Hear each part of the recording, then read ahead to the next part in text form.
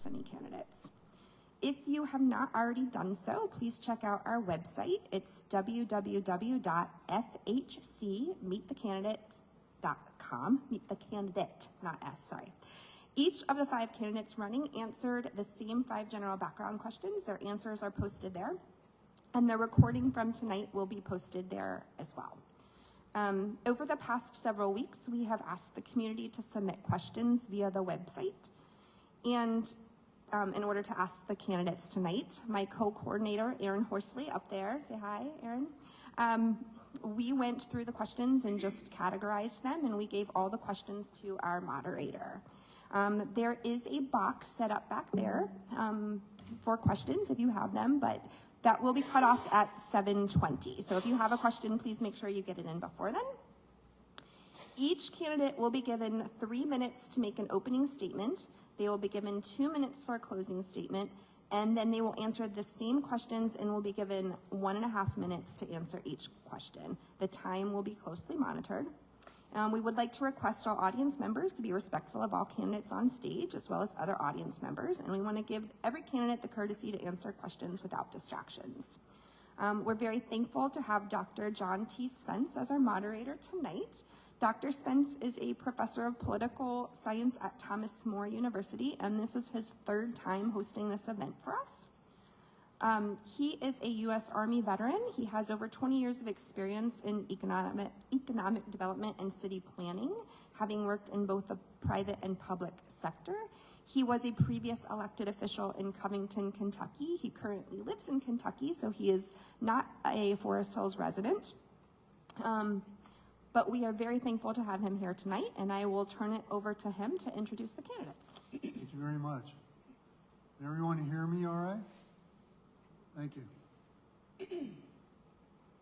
Well, we have Wendy and Jason here tonight. Jason Simmons, professor at the University of Cincinnati, correct? Correct. And Wendy Strickler Biederman, who has a PhD and is a professor at the University of Cincinnati, right? Mount St. Joseph. Mount St. Joseph, okay. Why didn't I remember that? Thomas More and Mount St. Joseph used to be big competitors in sports, so we try not to acknowledge each other's victories over each other. Well, welcome tonight, and thank you very much for your attendance. If anything, this indicates that you're a participant in a democratic process that goes back more than 2,000 years. The community coming together to discuss the issues and challenges that it faces. Nothing could be stronger indication of our democracy than the activity of people at the local government level. So thank you for your attendance. Jason won the coin toss tonight and elected to go last. So this first question I'm going to begin by posing to Wendy, and then Jason, you'll be able to follow up. Do I get to start with the opening? Yes, that would probably be good before the great. questions. I'm ready. And don't you have 2.5 minutes for that? 3? Okay. Good, you read the rules and they're right in front of you. Please go ahead. Thanks. Hi, everyone. Thank you for being here tonight, and thank you to the Forest Hills Council for providing this nonpartisan opportunity to connect with the community. I firmly believe that every candidate should be here tonight to engage in conversations with the community as part of our responsibility as potential board members. I am Wendy Strickler Biederman, and I hope to be able to represent you on the board. In Anderson and Newtown, we expect and we believe in a strong educational experience for all of our kids. I have 3 children in the district. My oldest is a senior, and he has been in Forest Hills since kindergarten. We also have a sophomore and a 4th grader, and each year I watch them thrive academically, socially, and emotionally because of their learning experiences in this district. I am so glad we chose Forest Hills to raise our family. I know my children operate with privilege in this district, and not every child has had the same experience. I hope as a member of the board I would be able to help ensure that each child in Forest Hills has the opportunity for a rich, rigorous educational experience. We are a strong and thriving district. Whether you look to your own children's progress or whether you look to the U.S. News and World Report recent high school rankings, the Niche Report, or the opportunities we provide in theater, art, music, and sports, We are a strong and thriving community, and I would like to be able to represent that and continue to advocate for those strengths instead of watching political antics on the news. And those antics are diminishing the respect for both our district and our community at the current time. My husband suggested that I should run under the slogan, "Make school board boring again." I laughed, but then I thought about the fact that there was truth to that. We are all busy. We're busy running kids to activities, trying to have family dinners, and everything else that's on the calendar in a week. And the reality is we should be able to assume that our elected school board officials have our kids at the forefront of every decision that is being made so that we can pay a little bit less attention. And I hope to bring that to fruition. I bring three things to the table that I believe are well suited for this role. My doctoral work was around organizational and systems change, so I bring a lens of continuous improvement to the work. I am a school psychologist, so I recognize the importance of mental wellness to overall health and to learning. Our opponents want to remove social emotional learning from the schools, which ironically is a key part of preventing bullying in schools. I'm a teacher, so I can speak intentionally and thoughtfully with questions about curriculum, instruction, and assessment. People move to our community because of the schools. We moved here because of the schools.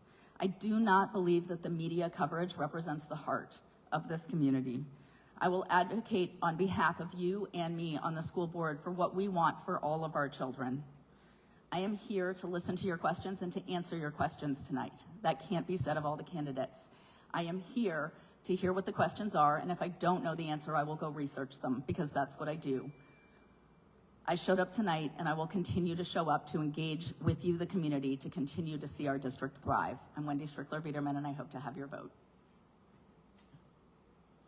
Hi everyone, my name is Jason Simmons, and I also want to start by thanking the Forest Hills Council and the PTOs for putting on this event and all the work you do throughout the school year to create meaningful experiences for our students. It does not go unnoticed. It's kind of ironic that I'm sitting here because it was the last school board election in 2021 that I think of as my jumping on point for getting more involved in the local political scene. And even though I don't view this as a political position, the low turnout resulting in our representation on our school board now, I don't think reflects the values of our community. My family and I moved to Forest Hills in 2014, we're not from Cincinnati, and we moved here because of the reputation of the school district. And when we moved here, we felt immediately welcomed. This is our home. This is where we are choosing to raise our son.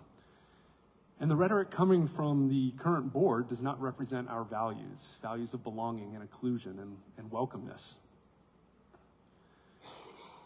I consider myself an advocate for students. I'm a professor at the University of Cincinnati in the Sport Administration program. I have my PhD in educational leadership and organizational development. And every day I consider the various learning styles of students, the various needs that students have in the classroom. I walk around UC's campus and look across my classroom and see a very diverse community, very different than what a classroom or the community here in Anderson and Newtown looks like.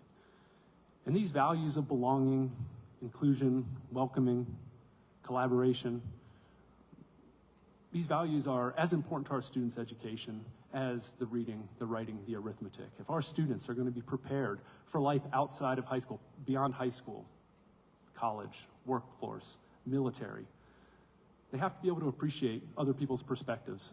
They have to be able to recognize their own biases and how those biases shape their perspectives. But there's another big concern that I've noticed in our district recently, and that is the lack of transparency, the lack of trust, and the lack of credibility that the district has with its community. 3 isolated incidents that have garnered local and national attention, the canceling of Diversity Day, the consolidation talks, and the painting over the mural. If we can put aside the issue itself, all of these incidents happen in the dark, behind closed doors. Members of the school board were evasive in answering questions. Administrators were refusing to answer questions from the media. And this has eroded the trust that exists between the heartbeat of our community, which is the schools, and our parents and community members and our taxpayers. To ensure that trust, to reestablish that trust, we need to reestablish our district as the primary source of information regarding anything that's happening in our district. I'll actually comment more on this in a few minutes, I'm sure, but my time is up, so. Thank you. Thank you very much. Thank you. Jason, would you still feel comfortable with Wendy beginning to answer? Sure, the yeah, first- go for it. Thank you. Wendy, I'll direct this question to you, and then Jason, please follow up. What is the number one priority you believe upon which the Forest Hills School Board should be focused?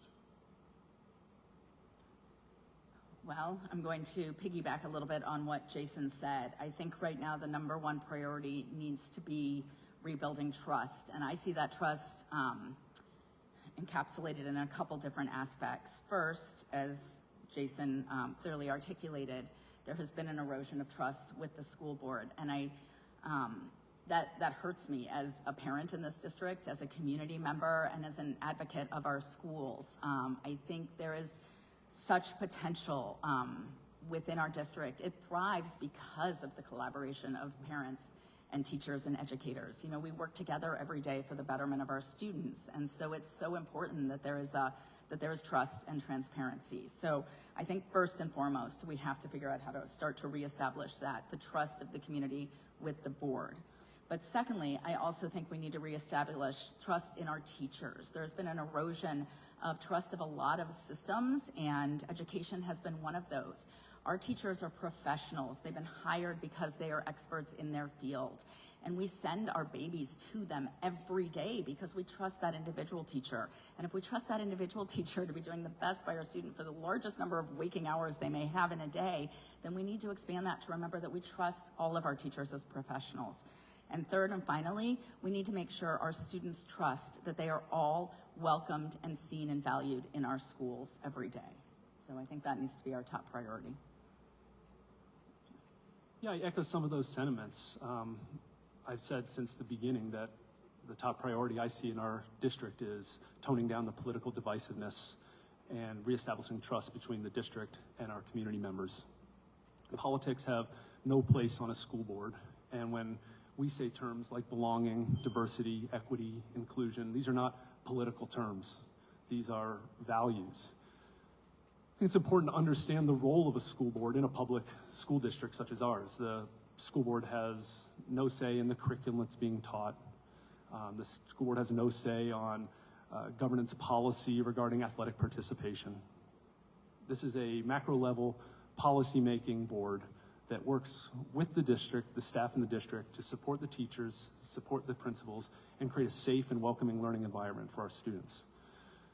Reestablishing that trust involves listening, it involves collaborating with parents, collaborating with students, collaborating with teachers.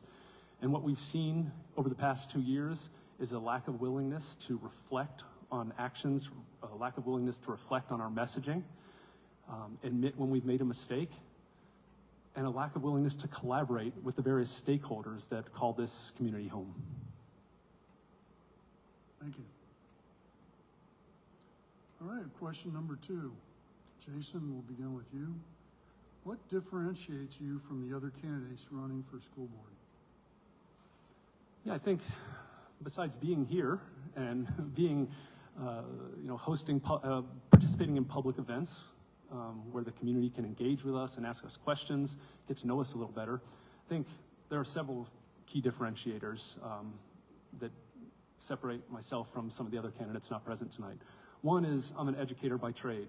I mentioned I have my PhD in educational leadership and organizational development. I'm a professor.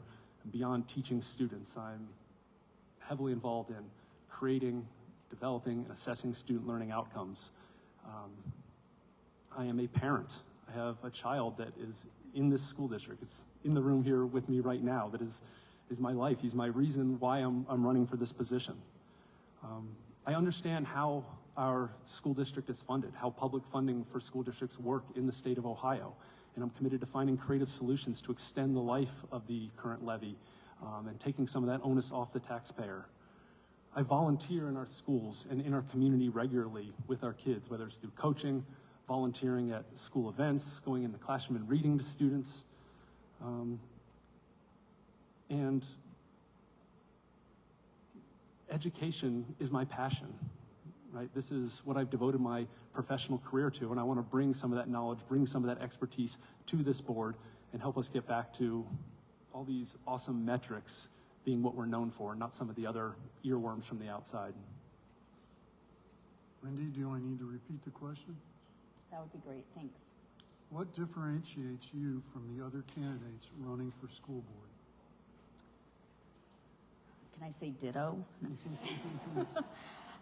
No, Jason mentioned several really important aspects. I think for both of us, we have kids in the district. I have 3 children in the district. They did not choose to attend tonight, but I won't hold it against them. And I think there's something to be said for having a vested interest in the decisions you're making, because they impact your children and your family as they do others' children and their families as well. Similarly, when we talk about school funding, I'm a homeowner in the district. And so talk of a levy impacts my home and our family and our budget too. And don't think I haven't noticed that the cost of milk, apples, and meat and everything else has gotten a lot higher these days. So being a homeowner, having kids in the district, these are pieces that make me invested in and engaged in a way that you can't be if those aren't positions you're in. You're making decisions that are outside of your own reality. Beyond that, I would say the other piece would be that I'm a bridge builder and a communicator. I like to talk. It's why they keep having to hold up colored signs to remind me that at some point I have to stop. But I want to communicate. I want to make sure that the community feels like they know what's going on and what decisions are being made and what are things that are being discussed by the board. And so I hope I can also bring that, that bridge building and that communication to the table as well to help us move forward. Thank you. Question number 3, Wendy, we begin with you. How will you work with the current board members and administrators to keep vital community trust in the Forest Hills School District? Well, as I just mentioned, I see myself as a bridge builder. This wouldn't be the first situation that I've worked in where I was coming to the table with other educators who didn't necessarily share the same philosophy or the same beliefs about how we should pursue certain educational decision-making. And I was able to ask a lot of questions and be an active listener and figure out how we could move forward together. I worked in Forest Hills for quite a few years. I have good relationships with the administrators and with the educators here, so I think that will help in moving things forward. But I will tell you, at one point about 4 years in, one of those educators told me I was gonna have to stop using the phrase, "I'm new here, so I'm trying to understand." Because it was 4 years and they decided it was probably time for me to give up the "I'm new here." But I share that to suggest that I'm always trying to figure out how to phrase asking about what I'm not understanding about a situation, what a different perspective is, so that we can find a way to bridge. I know that Jason has as well, but we have both reached out to the current board members to meet for coffee and try to start establishing some relationships, because I do think relationships are pretty foundational to being able to come together even in conflictual situations and be able to problem solve with civility and respect. So those are the ways I hope to be able to move our work and trust forward. Jason, do you need me to repeat the question? Yes, please. How will you work with the current board members and administrators to keep vital community trust in the Forest Hills School District? Yeah, I think the first thing to acknowledge is that it's okay to disagree. I work in academia, and that is people with the most ego you could possibly imagine, all thinking they're right. And so I'm a program coordinator, I'm on faculty senate, and so working with people with very strong viewpoints on the best way forward is something that I have a lot of familiarity with. But as Wendy mentioned, I have had lunch and met with 2 of the board members, existing board members that will be staying on the board, in an effort to try to be the solution, to acknowledge the divisiveness that is in our community that is stemming from our school board. And what I found is that there's a lot more that we agree on than we disagree on, right? I've heard the other board members say things like, we don't want anybody to feel discriminated against. We don't want anybody to feel unwelcome because of their sexual orientation, their race, their ethnicity. I'm like, great, hey, we're 90% of the way there. So the question becomes, how do we operationalize that, right?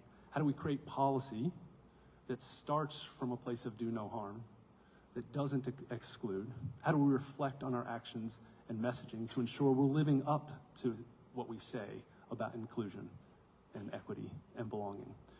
And so having those civil conversations, developing those relationships at the outset, along with my experience working in academia with people with strong-minded opinions, I feel confident that I can work with the board to create solutions. Thank you. Okay, Jason, we're going to begin with you in this next question. How would you restore student voice in terms of the idea of inclusion? What is your response to the current mural controversy? Yeah, that's a great question. Obviously, it's a hot topic right now. I think if we, again, step back from the action of why it was done, the motives behind it, our district painted over student artwork, and that's pretty childish and petty. Students, our schools are for our students. They are the most important stakeholder in this community. And if we're not listening to their voice in terms of the message they're trying to send, the values that are important to them, then we've lost our way. When I think about diversity, equity, and inclusion, I don't think of these as political terms. They're very simple terms to define. Diversity is, we're all different. Inclusion means that everybody's welcome here. And equity simply means that what one person might need to be successful is different than what someone else might need to be successful. And that shouldn't be controversial. I mean, we adopt those principles and adhere to those principles elsewhere in life. I mean, we have parking spaces for people with disabilities. When the COVID vaccine came out, the elderly, most vulnerable, had first access to that. That's equitable services in our society that we all agree to. To ignore the fact that traditionally marginalized students and people might need different resources to ensure that their educational opportunities are equitable is ignorant and something that we need to move past as a district. Thank you. Wendy, do you need me to repeat the question? Would you please? How would you restore student voice about the issue of inclusion? What is your response to the recent mural controversy? So first and foremost, I'm here for the students, right? Even backing up from school board, you don't become an educator if you aren't passionate about helping students learn and thrive and become the incredible individuals that they can through all of those learning experiences. So listening to the voices of the students feels like it should be amongst the first and foremost roles of a school board member. We work with the administration, we work with the educators, but student voice is a critical piece of this. So we absolutely need to come back to hearing the students. And when students want to express their voice around inclusion or any other issue, they need to have board members and they need to have others accessible to them and actively listening. So I want to be available. I want to be in the schools. I want to be meeting students. I want to offer opportunities for focus groups or a way to connect in with the board and share what's going well and what are your concerns in the school, because those are the areas we want to be really considering and thinking about. And with regard to the mural, when I found out it was painted over, I was really discouraged because exactly to this point, we clearly had not heard student voice in this. Student work created by students for students, and a lot of students, as was evidenced at the last board meeting, showed up very upset by the decisions that were made.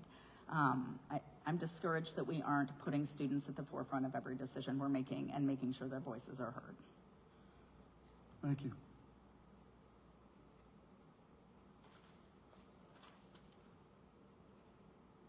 Wendy, this next question begins with you.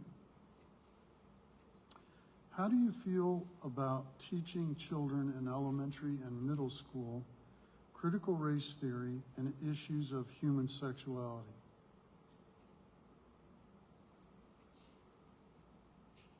"90 seconds for both those topics." Okay. So this question was specific to elementary and middle school. So That is let's correct. start with critical race theory. Critical race theory is not being taught in our elementary and middle schools. Critical race theory is being taught in high-level graduate programs. What we do in our schools, and I've heard social emotional learning also wrapped up in this term as something nefarious that's happening in schools, is teach social emotional learning. And that involves helping kids learn how to get along with each other.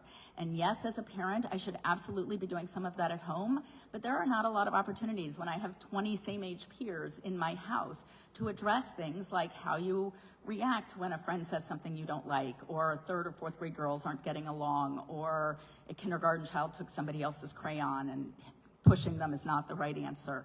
So absolutely, CRT is not happening in our schools, but as part of learning how to get along with others, we absolutely should be addressing that we bring different lived experiences to the table, that families look different, that people look different, that we have different beliefs, and that those are all okay and good.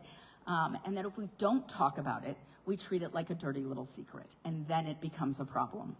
With regard to human sexuality or human sex education, I do believe it should be taught in a very developmentally appropriate way. So when we get into later elementary school, those are conversations about your body and how it's changing.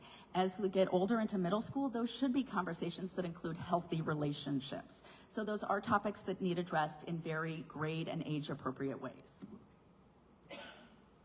Jason? Yeah, I'll echo what Wendy said in that critical race theory is not being taught in our schools, not in our high schools, not in our middle schools, not in our elementary schools. Critical race theory is a college-level theory examining how race influences legal, political, and governance structures in our country. I think CRT is often conflated with diversity, equity, and inclusion inaccurately. These are not controversial or political terms, as I mentioned. I value others' opinions. I think when we talk about the culture of kindness resolution, it gets at this idea of critical race theory and prohibiting what can be talked about in class, prohibiting the different perspectives and lived experiences of students in our schools. And by saying that we can't talk about race, we can't talk about ethnicity or culture, we're implicitly telling people from traditionally marginalized communities that you don't belong here in our community. And, you know, I like to think that if my son can handle active shooter drills since kindergarten, he can have conversations about race and ethnicity and culture and sexual identity and sexual orientation and sexuality. As Wendy said, at the elementary level, this is about human health and learning about your body and how your body changes as you go into middle school. Those are confusing times for all of us, and so understanding what's happening to your body is essential. Understanding different sexual identities can help us improve empathy in our society and understand how other people might feel, how other people might respond to our words and actions, and maybe make us a little bit more cognizant of what we say and how we think about things. Thank you. Let's get back to a more general or broader question after those two very specific ones. So Wendy, we'll start, Jason, I'm sorry, we'll start with you. What role should the community play in supporting the education of children?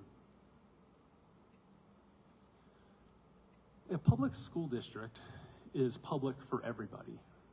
Our community is at Forest Hill Schools. This is why so many people live here. I've heard countless stories of people who went to Forest Hill Schools, went away to college, and moved back to raise their kids here. It is an investment. Our schools and public education is a service. And that comes with a financial commitment as well. Public education is not free. There are financial challenges within our school district. I'm not going to skirt aside those. But as we saw earlier this year, our community was willing to step up and provide the funding necessary to be able to maintain these, this amazing record of student success that we have in our district that makes our district one of the best in Ohio. And I think that as a community, we have to recognize that the brand of our district is at stake, right? We have these niche rankings that gave Forest Hill School District an A in the state of Ohio. We got our 5-star report card that puts us as one of the top 15% of districts. Our high schools are ranked in the top 15 in all of the state. But as a community, we need to be careful because all of this dirty laundry, right? All these news stories that are getting out that shed a negative light on our district, it's going to catch up to us eventually in terms of our home values, in terms of the legal fees the district has to pay, in terms of teachers leaving the district, in terms of students moving out of the district and losing opportunities for our students. So as a community, it's on all of us to support our schools, support our teachers, and get back to what matters, and that's our students. Wendy, would you like me to repeat the question? Sure. What role do you believe the community plays in supporting the education of children? I think our community plays a big role, but I'd like to provide a caveat to that as a starting point. I think, as Jason mentioned, public school is public for everybody. And some of the controversies that are coming from fear-mongering sources outside our district are around conversations around book banning and around specific content that can be taught. And from the perspective of the role that community plays, I think it's important to realize as parents, we absolutely can make choices about what our own children are able to read or the topics and content we want our own children interacting with at higher levels, such as in AP classes. But we don't get to make those choices for other people's children as part of a public school district. And so the community support comes from trusting the professionals who are making the decisions about how to meet the Ohio content standards and how to meet the College Board standards in AP classes, and then working with those professionals to make sure that our students are getting the highest level of learning that they can have access to. And so I really think that trust in the professionals, that getting involved in the schools, the helping our teachers out, the showing up for conferences, and as Jason said, supporting financially, and in terms of the broader supports our students need are really important. But I think there's a fine line there that has to be recognized in terms of decision-making that happens. Thank you. This next question is a little difficult perhaps for you to respond to because you're not on the board currently, but I think the essence of this question is to ascertain your views about employee salary and benefits in the Forest Hill School District. Can you give us some perceptual insight into how you feel about the current policy on this? I believe I'm up first on this. Yes, Wendy goes first, excuse me. Employee salary and benefits. So first, I guess I'm going to make a caveat to this question too. My husband works in the district, and one of the concerns I heard was being on the board and a role in any conversations around employee salary and benefits. So I will let you all know that I've reached out to both FHTA and legal and have heard that this is not an issue. I would obviously not be involved in any votes on salary or employee benefit decisions, but that is very common amongst boards across the nation, especially in smaller rural communities where there is very often going to be someone on a board who has family members in a district. So it is a non-issue. But I'm going to answer this from the teacher lens because I'm also a teacher. I believe very strongly that teachers should be paid more than they are already as a teacher, just from the perspective of looking across the board at salaries across the nation and recognizing that teachers are the foundation of every business person, every sports figure, every individual out there in terms of how they have been able to come to their profession. And so I have the greatest respect for teachers and the work they do.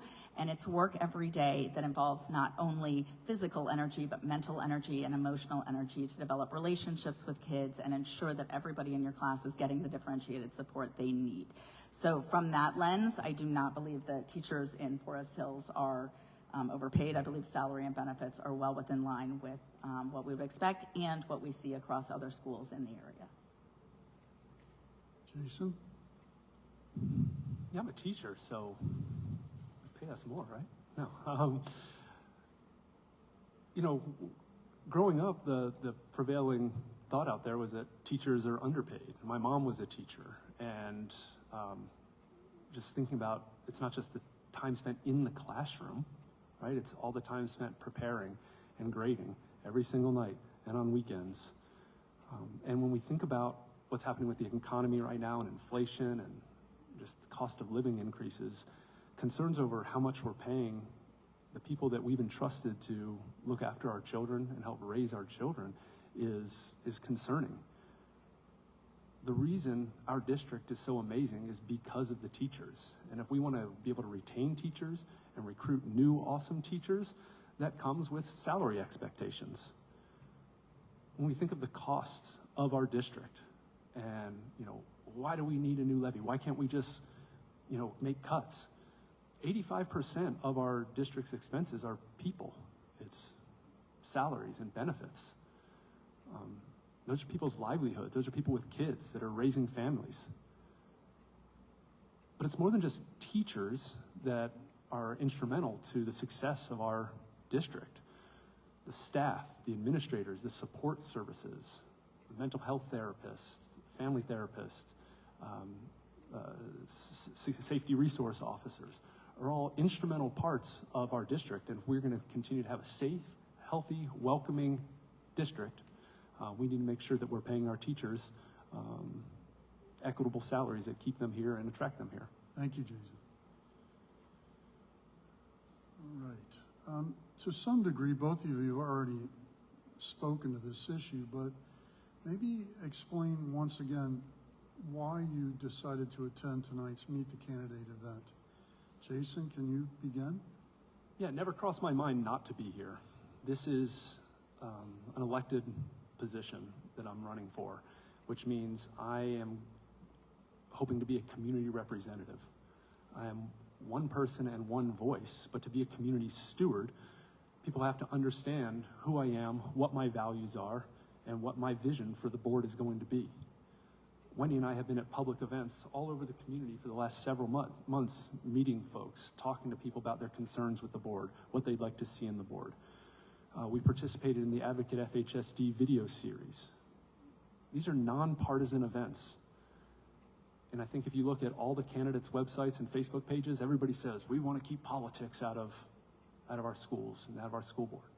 Well, this is a nonpartisan event, and Wendy and I are the only candidates here. And I think that says a lot about who's really interested in keeping politics out of our school board. Wendy? Wendy, can you address that question? Yes, much like Jason, it didn't occur to me not to be here. I am hoping to represent you on the school board. I am hoping to be a bridge between the community and the district.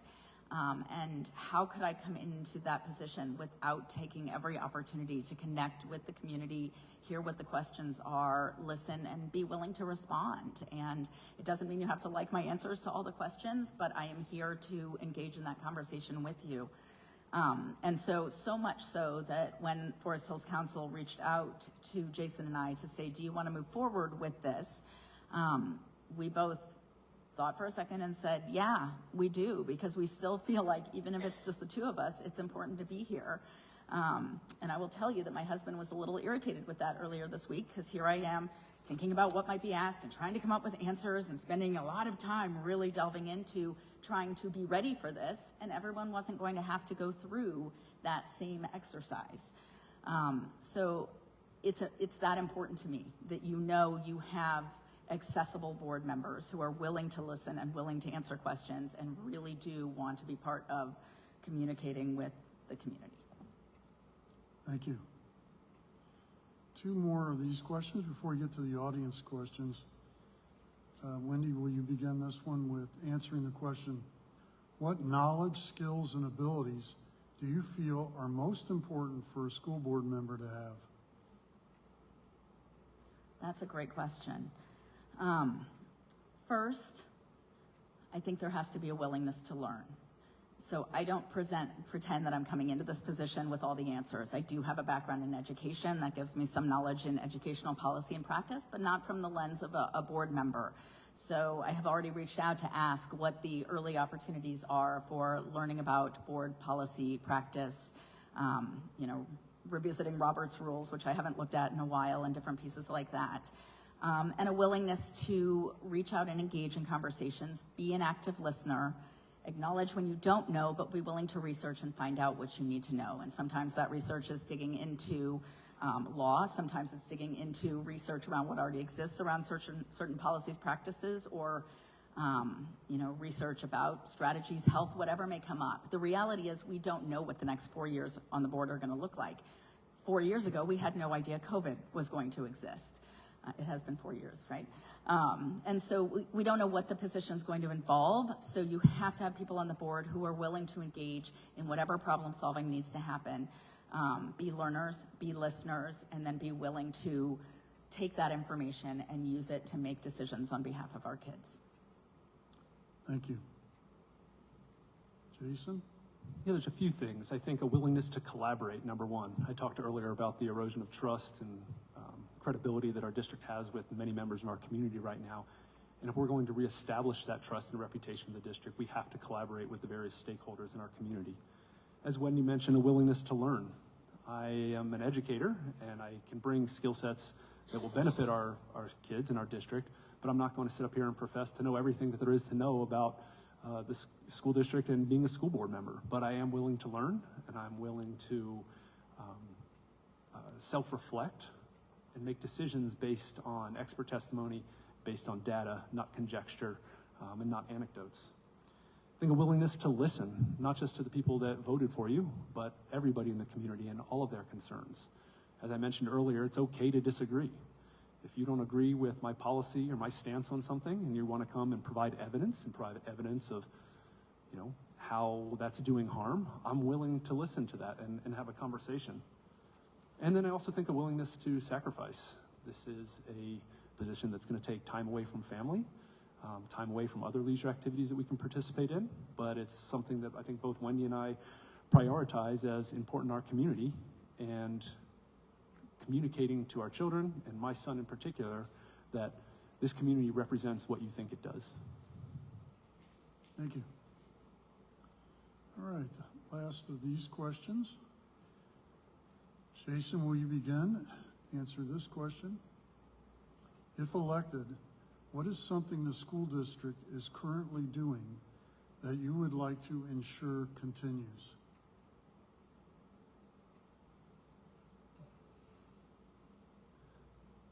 Yeah, I think if we look at the various metrics and indices that tell us that Forest Hills School District is an amazing district, is what we need to continue to stand behind.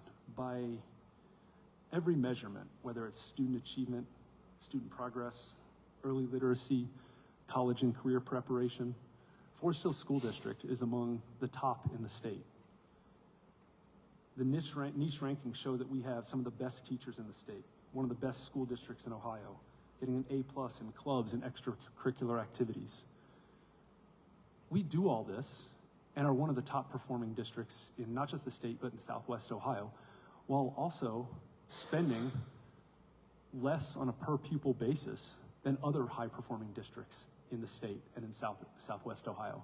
We have a treasurer that is recognized by the state for her fiscal responsibility and fiscal transparency.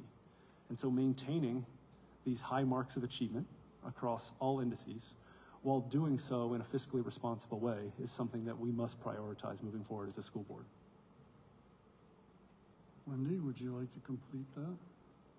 And I honestly would just reiterate what Jason said, having watched the experiences and the opportunities that my 3 children have had, their friends, and looking at the different ratings, both curricular, core curricular, and extracurricular opportunities in this district, given the fiscal responsibility and the levy status under which we work, I think are incredibly strong. I think we have incredibly strong teachers who take time to learn their students, develop relationships so that the best learning opportunities can happen. And then we have opportunities for students to find their niche, whether that be sports or theater or the marching band, which I believe is out there right now. Everyone can find their place. It might be the academics, it might be something else, but we have so many different opportunities within our buildings that can help bring our students in. And from a mental health lens, we know that one of those aspects of developing resilience in our students is making sure they feel connected to their school and are actively engaged in activities. So having the variety of options we do from academics and outward from there, I think is really, really important to our students' academic and mental well-being. Thank you. I now have questions from the audience, and after going through them, several I think have been addressed in various ways with answering the first 10 questions that we had. So I'm going to ask the candidates to speak to 3 specific questions from the audience. The first one deals with a theoretical situation, I assume, as there doesn't seem to be any knowledge that this is going to happen. So get ready for a theoretical conversation. What is your opinion of the idea of consolidation? I'm up first on this one. And Wendy, will you speak to that first? Yeah. I believe that many of us moved here because we very much like the idea of the neighborhood schools and of the two smaller high schools. I do not believe that the conversation about consolidation that happened, I believe it was this past fall, was good in any way. There was no transparency. There was no understanding from the community of what was happening. It seemed like there were a lot of different components like traffic and this, that, and the other that weren't being taken into consideration. And it felt like a mess, and it felt very disturbing as a community member. That said, to be fiscally responsible, it would be important that we visit any conversations that come to us, whether that be about consolidation or anything else. So if somebody brings forth the idea of consolidation, I'm a researcher. I'm not going to discount it offhand. I will be happy to tell the community, this is what has come forth. We're going to look into it. No decisions are being made. But if you brought forth an idea, you would want me to pursue your idea and make sure we did do justice to looking at what the possibilities are. And I would do the same with consolidation from a fiscally responsible lens. Jason? Yeah, the community had an opportunity to vote on this several years ago and resoundingly voted against consolidating the high schools. And I think if there's anything we learned from the conversations this past fall was that this was not a popular topic across the political spectrum in our community. The biggest issue that I saw with the consolidation talks goes back to that lack of transparency and lack of being forthcoming with the community. There was avoiding questions, evasiveness, denying conversations that there was evidence that were taking place. And I understand that, you know, if we're listening to policy or listening to proposals that, you know, there's a time and place to present those ideas to the public. But providing updates, letting people know that you're having these conversations, that any proposal is going to be discussed with the public and heard by the public before any decision is going to be made. And if it's not something the public supports, it's not my job to put forward any agenda that I have. It's my job to represent what the community wants. But an issue such as consolidation affects our community immensely.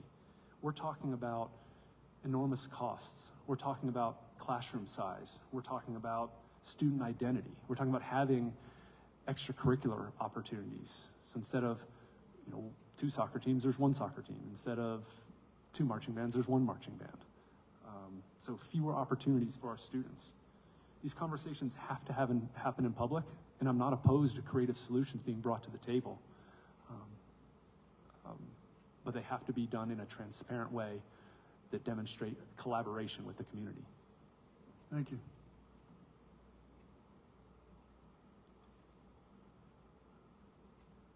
Do you have a plan to unite and rally the community around education? Jason, would you begin to try to answer that question? Yeah, I mean, I think the first steps of the plan, I mean, I'm an educator. As I mentioned before, this is my passion. This is what I do for a living. I think that, you know, more than anything, we should be investing in education because this is the future of our country. This is the future of our society. But in order to unite everybody around education, and I interpret that as around our schools and around our school district, we have to begin healing. We have to collaborate, and we have to get everybody back behind the idea that the students come first, that we can trust our elected officials to make decisions that are in the best interest of our students, and they're not being used as political pawns. Decisions aren't being made to placate the political whims of 1 or 2 board members. We have to make sure that conversations are happening in the open, making sure, you know, when I've talked to people, they don't understand the process that's happening at the school board meetings. So many more people are paying attention to school board meetings now than they were 2 years ago, 4 years ago. Understanding the process of the consent agenda and that there's task force and work groups that are working on these different issues behind the scenes. So we understand the processes of school board functioning and the role of a school board. Until we can get rid of this political divisiveness and bring the community back together under the unified idea of prioritizing our teachers, trusting our prioritizing our students and trusting our teachers, there's not going to be any rallying around education. So the first step needs to be reestablishing that trust. Wendy? I would support that contention that this has to start with transparency and trust.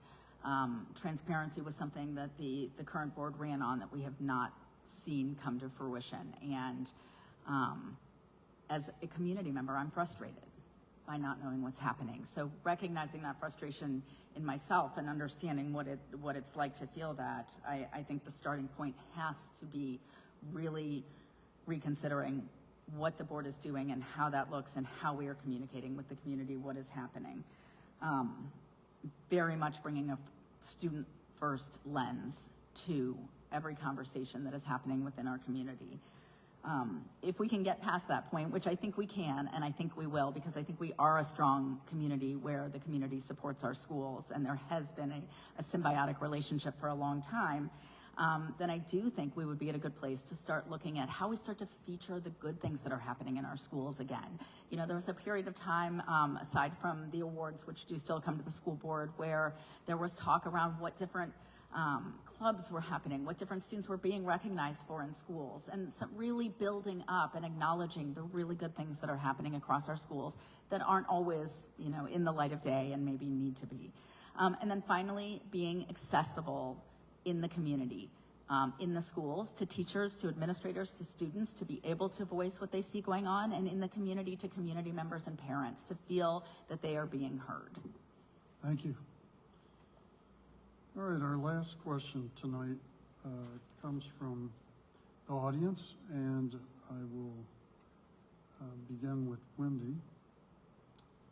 Can you give us any perception, or can you share with us your perceptions regarding the current funding model for the school district? Yes, I can. There are several issues with the current funding model, but they are issues at the state level, not at the district level. As Jason mentioned, we have an award-winning treasurer who's doing an amazing job balancing the budget we're working with. So I want to try to get in 2 points very quickly that I think are often misunderstood. First, recent historical data in Ohio would suggest it takes about $13,000 a year to educate a student. We get, in Forest Hills, about $2,500 a student. $13,000, $2,500. There's a big gap in terms of the state funding. Second piece of the puzzle, the only two ways to fill that gap, to have the funds we need to pay for education of our students, are through business tax. We don't have a lot of big business that are bringing in big tax in our area, or property tax, which is a levy. But here's the really important point number 2. We've got this $10,000 gap that we need to fill in terms of how much money we need. The day a levy passes, the raw amount of that levy is how much my household is going to pay each year thereafter. So let's say in the Biederman house, that's $600. Well, the following year, inflation occurs, electricity goes up. I'm still only paying $600. The next year, gas prices go up, salaries go back. I'm still paying $600. This gap is getting bigger. And business people will say, increase the cost of your product to offset this difference. We can't do that. We can't touch this raw amount without asking for a levy to rebalance this difference. That's how school funding works. And yes, it's a problem, but it's a problem at the state level. Yeah, that's no fair. I wanted to answer that one first. And I got in my 2 points. Yeah. Jason, you have your opportunity to close out the Yeah. last questions. I don't want to be redundant, but the main takeaway is that we are both homeowners here. We both feel and know the strain placed on the households of increasing taxes, especially in these tougher economic times. The property tax increase as a result of this last levy is going to be significant for a lot of people in our community. Unfortunately, school levies are one of the few things that we get an opportunity as voters to have a say on how we want our tax dollars spent. You know, our tax dollars are spent on a whole host of things that we don't get a say on. And so if you're asking people, do you want to pay more money for something? Most everybody's going to say no. I choose to support education and fund education because we're in inequitable funding model within our state. The problem that people have with the levies should not be directed at the district. It's misplaced. It should be directed at our state funding model that only provides our district with 24% of the budget, the money it needs to meet our budget demands, right? Outdated bills that prohibit inflationary adjustments to prior levy monies being collected, as Wendy mentioned, to account for increasing costs of salaries, gas, food, all that type of stuff. We have an amazing state representative right now that came to our school board with creative solutions for more funds and was denied and turned away. I think Wendy and I are committed to finding creative solutions, working with state representatives, advocating at the state level, working in finding public-private partnerships to solve some of the problems we have with our funding in our community, and take some of that responsibility off the taxpayer and extend the life of our levy. Thank you, Jason. All right, the questions, the candidates have faced the questions, and now we'll allow them to wrap up their statements for the evening. They'll both be given 2 minutes for a closing statement.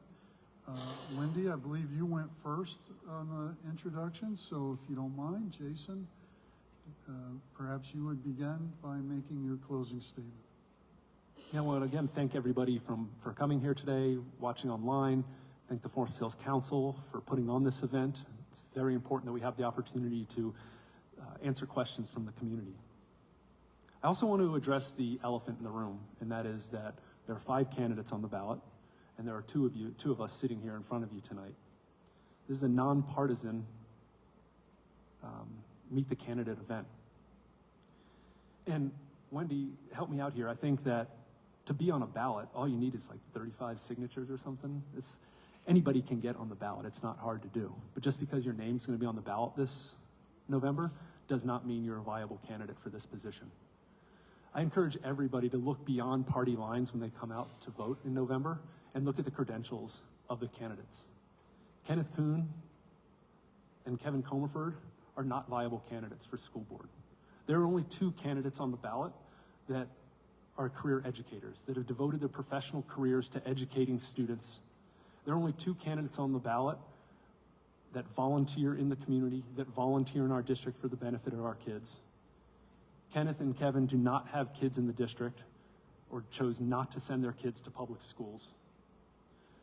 Our opponents do not participate in public events. They're holding their own private RSVP Meet the Candidate event the same time as this event right here, choosing to forego the opportunity to meet with members of the community and answer your questions. Our opponents are endorsed by extremist hate groups and are intending to interject more politics into our school board. Do we want more of what we've had the last 2 years? The negative headlines? Our children being used as political pawns from some make-believe CRT monsters and groomers and all these wild accusations thrown at our teachers? It's embarrassing. It's insulting to our educators. Wendy and I, our parents, we're invested and engaged in this community, and we're invested and engaged in public education. Feel free to reach out to me at any point. I'm happy to answer your questions, email, get a cup of coffee, what have you. I very much appreciate your vote in November. Thank you, Jason. Wendy, would you like to wrap up? I would, thank you. So thank you again for being here tonight, and thank you to the Forest Hills Council. I know we are all busy, and it takes a commitment to be engaged.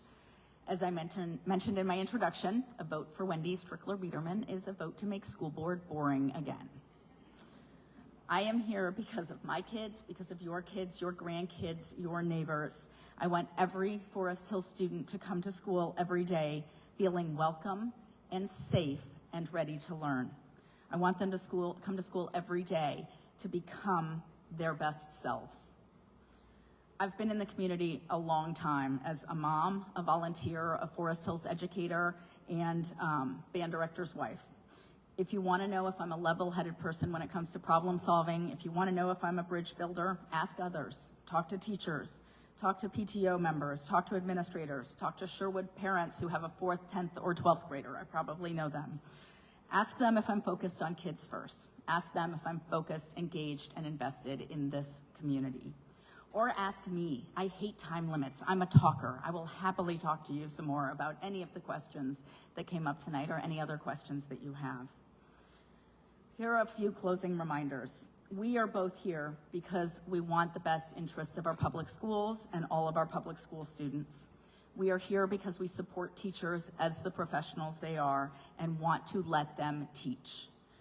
We are here because we support rigorous, relevant, research-based education that aligns with the Ohio State standards, but prepares our kids for more than just K through 12. Whether our students are headed into vocational careers or military or college, they're going to be out in the world, and we want them to be learners and leaders for the rest of their lives. We want them to be able to communicate, to interact in a diverse world, to problem solve, to think critically, to regulate their emotions and be able to get along with others. We are here because we believe all students should feel safe and that they belong in their schools. Education is my life, my work, my passion, and my expertise. A vote for me is a vote for our kids and community, and it's a vote to make school boards boring again. Thank you, Wendy.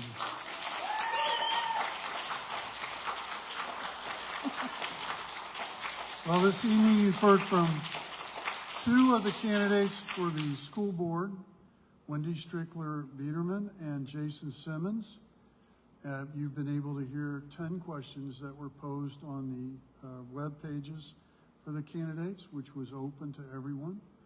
You heard some answers to questions that were posed by the audience, and you've participated in what I consider to be the ultimate grassroots democratic process where people come together as a community and discuss the challenges that they face together. So appreciate you very much being able to put your name on the ballot and willingness to serve as a former elected official. I can tell you that's often done without very much appreciation for what goes into it. So thank you, and all the candidates who have put their name on the ballot. I'd like now to turn the proceedings back to our representatives. So if you would, thank you. I just want to thank everyone for being here tonight. I'd like to thank Wendy and Jason for their time and taking the time to answer the questions from the community. Just a reminder, we will post that video on our website tonight, which is fhcmeetthecandidate.com. Thank you.